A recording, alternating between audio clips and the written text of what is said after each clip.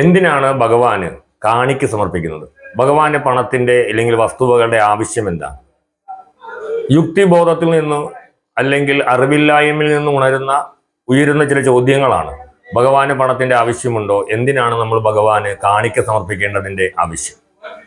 ഇതിനുള്ളൊരു മറുപടിയാണ് ഈ വീഡിയോയിലൂടെ ശാക്തേയ മാന്ത്രിക പീഠത്തിന്റെ പ്രേക്ഷകരായിട്ടുള്ള ആളുകളിലേക്ക് ഞാൻ എത്തിക്കുന്നത്. മാന്യ പ്രേക്ഷകർക്ക് ശാക്തേയ മാന്ത്രിക പീഠത്തിന്റെ പുതിയൊരു അധ്യായത്തിലേക്ക് ഹാർദമായ സ്വാഗതം. എന്തിനാണ് ഭഗവാന് കാണിക്ക സമർപ്പിക്കുന്നത് എന്നൊരു ചിന്ത അല്ലെങ്കിൽ അങ്ങനെ ഒരു കുറെ കമന്റുകൾ നമുക്ക് ലഭിക്കേണ്ടായി. അതിന് യുക്തിഭദ്രമായിട്ടുള്ള ഒരു മറുപടി പറയണമെന്ന ഒരു ഉദ്ദേശത്തോടു കൂടിയാണ് ഈ വീഡിയോ നിങ്ങൾക്കായിട്ട് സമർപ്പിക്കുന്നത്. എന്തിനാണ് ഭഗവാന് കാണിക്ക സമർപ്പിക്കുന്നത്? ഭഗവാൻ ഇതുകൊണ്ടുള്ള ആവശ്യം എന്താണ്, അല്ലെങ്കിൽ അതിൻ്റെ ശാസ്ത്രീയമായിട്ടുള്ള പിൻബലം എന്താണ് എന്നുള്ളതാണ്. നമ്മൾ പ്രകൃതി ശക്തികളെ മനുഷ്യരൂപത്തിലേക്ക് സങ്കല്പിച്ചുകൊണ്ട് നടത്തുന്ന പ്രതിഷ്ഠകളാണ് ക്ഷേത്രങ്ങളിലുള്ളത്. ഒരു ഭക്തന്റെ അല്ലെങ്കിൽ വിശ്വാസിയുടെ ഭൗതികവും ആത്മീയവുമായ ഔന്നത്യത്തിന് വേണ്ടിയും ഭൗതികമായ ശ്രേയസ്സിന് വേണ്ടിയുമാണ് ഓരോ ദേശത്തും ഓരോ കാലഘട്ടങ്ങളിൽ അത്തരത്തിലുള്ള പ്രതിഷ്ഠകൾ നടത്തിയിട്ടുള്ളത്. ആ പ്രതിഷ്ഠകളെല്ലാം തന്നെ മനുഷ്യരൂപത്തിലുള്ള ദേവതാ സങ്കല്പത്തിലാണ്. അരൂപിയായ ഈശ്വരനെ രൂപങ്ങൾ നൽകി പ്രതിഷ്ഠിക്കുന്ന ബിംബങ്ങളാണ് ക്ഷേത്രങ്ങളിലുള്ളത്. ആ ക്ഷേത്ര പ്രതിഷ്ഠ പൂർണ്ണമായും രാജാവിൻ്റെ ഭാവത്തിൽ തന്നെയാണ്.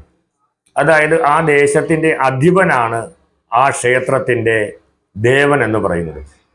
നമ്മൾ ഈ പ്രപഞ്ചത്തിൽ നിന്ന് ഉപയോഗിക്കുന്ന എല്ലാ വസ്തുക്കളും നമ്മൾ നിർമ്മിച്ചിട്ടുള്ളതല്ല. പ്രകൃതി നമുക്ക് വരദാനമായി നൽകിയിട്ടുള്ള വസ്തുക്കളാണ് നമ്മളുടെ ജീവിത സന്ധാരണത്തിന് വേണ്ടി നമ്മൾ ഉപയോഗിക്കുന്ന എല്ലാ വസ്തുക്കളും. അതുകൊണ്ട് തന്നെ നമ്മൾ ഉപയോഗിക്കുന്ന വസ്തുക്കളുടെ ഒരു ഭാഗം നമ്മൾ ഈശ്വരന് വേണ്ടി സമർപ്പിക്കുന്ന ചില ചടങ്ങുകൾ വൈദിക താന്ത്രിക സമ്പ്രദായത്തിൽ ഉണ്ട് എന്നുള്ളതാണ് സത്യം. വൈദിക സമ്പ്രദായത്തിൽ നമ്മൾ കൊടുക്കുന്ന ആ ഒരു വസ്തു ആ യാഗത്തിൽ അല്ലെങ്കിൽ യജ്ഞത്തിലൂടെ ഇതം ന മമ എന്ന സങ്കല്പത്തിലാണ് കൊടുക്കുന്നത്. അതായത് ഇതൊന്നും എൻ്റേതല്ല എന്ന മന്ത്രത്തോടു കൂടി, ഇതെല്ലാം ഭഗവാന്റേതാണ് അല്ലെങ്കിൽ പ്രകൃതിയുടെയാണ്, ഈ പ്രപഞ്ചത്തിൻ്റെയാണ് എന്ന അല്ലെങ്കിൽ പരബ്രഹ്മ സ്വരൂപത്തിൻ്റെയാണ് എന്ന ഭാവത്തോടു കൂടിയാണ്, ഇതൊന്നും എൻ്റെ അല്ല എന്ന മന്ത്രത്തോടു കൂടിയാണ് യജ്ഞത്തിലേക്ക് നമ്മൾ ആ യജ്ഞ ഹവിസ്സുകൾ സമർപ്പിക്കുന്നത്. അതുപോലെ തന്നെയാണ് ക്ഷേത്രങ്ങളിൽ നമ്മൾ കൊടുക്കുന്ന വസ്തുക്കൾ എന്ന് പറയുന്നത്. അതായത് ആ ദേശദേവനായ അല്ലെങ്കിൽ ദേശത്തിൻ്റെ അധികാരിയായി നമ്മൾ സങ്കല്പിക്കുന്ന ആ ഭഗവാന്റെ ഓരോ വസ്തുക്കളും നമ്മൾ നിത്യേനയായിട്ട് ഉപയോഗിക്കുമ്പോൾ അതിൻ്റെ ഒരു ഭാഗം ഭഗവാന് വേണ്ടി നമ്മളുടെ സമർപ്പണമായി, കാഴ്ചയായി, കാണിക്കയായി നമ്മൾ സമർപ്പിക്കുന്നു. പണ്ട് കാലഘട്ടങ്ങളിൽ ഒരു ജന്മിയുടെ ഭൂമിയിൽ നിവസിക്കുന്ന ആളുകൾ അല്ലെങ്കിൽ ഒരു രാജാവിൻ്റെയോ നാടുവാഴിയുടെയോ ഭൂമിയിൽ വസിക്കുന്ന ആളുകൾ ആ നാടുവാഴിക്ക് അഥവാ ആ ജന്മിക്ക് അതല്ലെങ്കിൽ ആ രാജ്യത്തിൻ്റെ രാജാവിന് ആ വസ്തുക്കൾ, നമ്മൾ ഉപയോഗിക്കുന്ന വസ്തുക്കളുടെ ഏറ്റവും ശ്രേഷ്ഠതയാർന്ന അല്ലെങ്കിൽ ഏറ്റവും പവിത്രമാർന്ന ഏറ്റവും നല്ല എന്തെങ്കിലും ഗുണങ്ങൾ അവിടെ ഉണ്ടായിട്ടുണ്ടെങ്കിൽ അതെല്ലാം രാജാവിന് കാണിക്കയായി സമർപ്പിക്കാറുണ്ട്. നാടുവാഴിക്കോ ജന്മിക്കോ കാണിക്കയായി കൊടുക്കാറുണ്ട്. അത് നമ്മുടെ ഒരു സമ്പ്രദായമാണ്. ഇന്നത്തെ കാലത്താണെങ്കിൽ നമ്മുടെ ആധുനിക ജനാധിപത്യ വ്യവസ്ഥയിലാണെങ്കിൽ നമ്മൾ ഉപയോഗിക്കുന്ന വസ്തുവിനും നമ്മുടെ വീടിനും നമ്മുടെ ധനത്തിനുമൊക്കെ ഒരു ഭാഗം നമ്മൾ സർക്കാരിലേക്ക് ടാക്സ് ആയിട്ട് നമ്മൾ കൊടുക്കുന്നത് എന്തിനാണ് എന്നുള്ളതാണ്. ഇത്രയും ഭൂമിയുടെ അവകാശിയായ അല്ലെങ്കിൽ നമ്മുടെ മന്ത്രിക്ക് അല്ലെങ്കിൽ മന്ത്രിമാർക്കോ ഗവൺമെന്റിന് നമ്മൾ ഉപയോഗിക്കുന്ന വസ്തുക്കളുടെ ഒരു വിഹിതം, നമ്മൾ ഉപയോഗിക്കുന്ന അല്ലെങ്കിൽ നമ്മൾ നേടുന്ന വരുമാനത്തിന്റെ ഒരു ഭാഗം നമ്മൾ ഇൻകം ടാക്സ് ആയിട്ട് കൊടുക്കുന്നുണ്ട്. ഭൂമിക്ക് നമ്മൾ നികുതി കൊടുക്കുന്നുണ്ട്. നമ്മൾ താമസിക്കുന്ന വീടിന് നികുതി കൊടുക്കുന്നുണ്ട്. ഇതൊക്കെ ഈ രാജ്യത്തിന്റെ വിഭവങ്ങൾ നമ്മൾ ഉപയോഗിക്കുന്നതിന് പകരമായി നമ്മൾ സമർപ്പിക്കുന്ന ഒരു ഭാഗമാണ്. അതേ ഭാവത്തിൽ തന്നെയാണ് രാജാക്കന്മാർക്കും നാടുവാഴികൾക്കും പ്രഭുക്കൾക്കും ജന്മിമാർക്കും കൊടുത്തുകൊണ്ടിരുന്നത്. ദേവനെ സംബന്ധിച്ച് ദേവൻ ആ നാടിൻ്റെ ജന്മിയാണ്, രാജാവാണ്. അങ്ങനെയുള്ള ആ ഒരു ആളിന് നമ്മൾ ഉപയോഗിക്കുന്ന ഈ വസ്തുവകകളുടെ ഒരു ഭാഗം എന്ന് പറയുന്നത് നമ്മൾ പ്രത്യേക വിശേഷ അവസരങ്ങളിലോ ഇല്ലെങ്കിൽ ഈ രാജഭാവത്തിലുള്ള ദേവനെ കാണാൻ പോകുമ്പോഴോ നമ്മൾ ഉപയോഗിക്കുന്ന വസ്തുവകളുടെ ഒരു ഭാഗം നമ്മൾ അവർക്ക് കാണിക്കയായി സമർപ്പിക്കുന്ന യുക്തിചിന്തയാണ് നമ്മുടെ കാണിക്ക എന്ന് പറയുന്നത്. അതായത് നമ്മൾ നേടുന്ന പണം നമ്മൾ പണമായി കാണിക്ക കൊടുക്കുന്നു. അതുപോലെ നെല്ല് നമ്മൾ പറയായിട്ട് സമർപ്പിക്കുന്നു. അതുപോലെ നമ്മൾ നെല്ല് പറയായിട്ട് സമർപ്പിക്കുന്ന മാത്രമല്ല, ഇപ്പോൾ ഗുരുവായൂരൊക്കെ നമുക്കറിയാം നിറപുത്തിരി എന്നൊക്കെ പറയുന്ന സങ്കല്പത്തിൽ കൊടുക്കുന്നുണ്ട്. അതുപോലെ തന്നെ കാഴ്ചക്കുലകൾ സമർപ്പിക്കുന്നുണ്ട്. ആ ദേശത്ത് കാഴ്ചക്കുല സമർപ്പിക്കും. എന്തിനാണ്?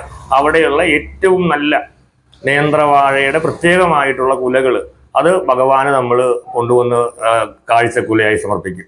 അതുപോലെ പറകൾ നമ്മൾ നിറയ്ക്കുന്നതും അതിൻ്റെ സങ്കല്പത്തിൽ തന്നെയാണ്. അപ്പോൾ നമ്മൾ ഭഗവാന് പണം കൊടുക്കുന്നത് എന്തിനാണ്? ഭഗവാൻ അത് കൊണ്ടുപോയി ചിട്ടി അടയ്ക്കുന്നുണ്ടോ എന്നൊക്കെ ചില നമ്മുടെ പ്രേക്ഷകരുടെ സംശയങ്ങളുണ്ട്. അല്ലെങ്കിൽ ഭഗവാന് പണം എന്തിനാണെന്നൊക്കെ ചോദിക്കുന്ന പ്രേക്ഷകരുമുണ്ട്. അവർക്കുള്ള മറുപടിയാണ് ഞാൻ ഇതിലൂടെ പറയുന്നത്. നമ്മൾ അവരുടെ ഈ പ്രകൃതിയുടെ വിഭവങ്ങൾ ഉപയോഗിക്കുമ്പോൾ, ഒരു ദേശത്ത് ഉപയോഗിക്കുമ്പോൾ, ആ ദേശത്തിൻ്റെ അധികാരിയായിട്ടുള്ള ഭഗവാന് നമ്മൾ ഉപയോഗിക്കുന്ന ഒരു ഭാഗം കാഴ്ചയായി കൊടുക്കുന്നു. ഇന്നത് കാണിക്ക എന്ന പേരിൽ നമ്മൾ പണമായി കൊടുക്കുന്നു എന്ന് മാത്രം. പണ്ട് കാലത്ത് നമ്മൾ കാർഷിക വിഭവങ്ങളും കൃഷിയിൽ നിന്ന് നമുക്ക് കിട്ടുന്ന ഉൽപ്പന്നങ്ങളെല്ലാം തന്നെ നമ്മൾ ഭഗവാന് കാഴ്ചവെക്കുമായിരുന്നു. ഇന്നും ഭക്തജനങ്ങൾ അങ്ങനെ ചെയ്യുന്ന സമ്പ്രദായം നിലവിലുണ്ട്. പല ദേശത്തും അങ്ങനെയുണ്ട്. എന്നാൽ പോലും പലരുടെയും ഒരു സംശയം, അറിവില്ലായ്മയിൽ നിന്ന് ഉടലെടുക്കുന്ന സംശയമാണ്. കഴിഞ്ഞ ദിവസം നമ്മൾ വീഡിയോ ചെയ്തിട്ടുണ്ടായിരുന്നു. നിങ്ങൾ ഭഗവാന്റെ ക്ഷേത്രത്തിൽ നിന്ന് എന്തെങ്കിലും എടുക്കുകയാണെങ്കിൽ ഭഗവാൻ നമ്മൾ അതിന് പകരമായിട്ട് അതിനൊരു കാഴ്ചദ്രവ്യം കൊടുക്കണമെന്ന്. അപ്പം ഭഗവാൻ എന്തിനാണ് പണം എന്ന് ചോദിക്കുന്നത്? ഭഗവാൻ അത് എങ്ങനെ ഉപയോഗിക്കുന്നു എന്നുള്ളതല്ല. നമ്മൾ സമർപ്പിച്ചു കഴിഞ്ഞാൽ പിന്നെ ഭഗവാന്റെ സ്വത്താണത്. ആ സ്വത്ത് ഭഗവാന്റെ പേരിൽ ആ ക്ഷേത്രത്തിന്റെ അധികാരികൾ പല കാര്യങ്ങൾക്കായിട്ട് അത് ഉപയോഗിക്കുന്നു. അതെല്ലാം ഭഗവാന്റെ പേരിലാണ്. കാരണം ഭഗവാൻ എല്ലാം മേജറായിട്ടുള്ള,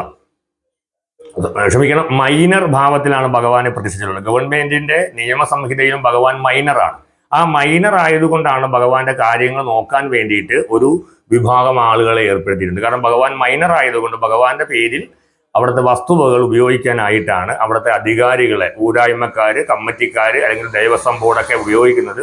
ഭഗവാൻ മൈനർ ആയതുകൊണ്ട് ഭഗവാന്റെ വസ്തുവകൾ ഉപയോഗിക്കുന്ന പകരക്കാരനായ ട്രസ്റ്റിയാണ് ബാക്കിയുള്ളവര്. അപ്പോൾ അവർക്കതെടുത്ത് ഉപയോഗിക്കാനുള്ള അവകാശവുമുണ്ട്.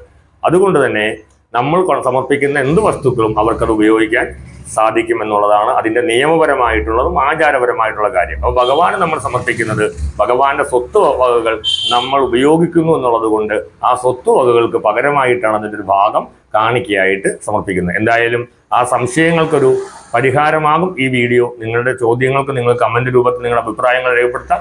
എങ്കിൽ പോലും ഇതാണ് അതിൻ്റെ ഒരു ആചാരപരമായിട്ടുള്ള അല്ലെങ്കിൽ വിശ്വാസപരമായ കാര്യമെന്ന് പറഞ്ഞുകൊണ്ട് നിർത്തുന്നു. നമസ്തേ.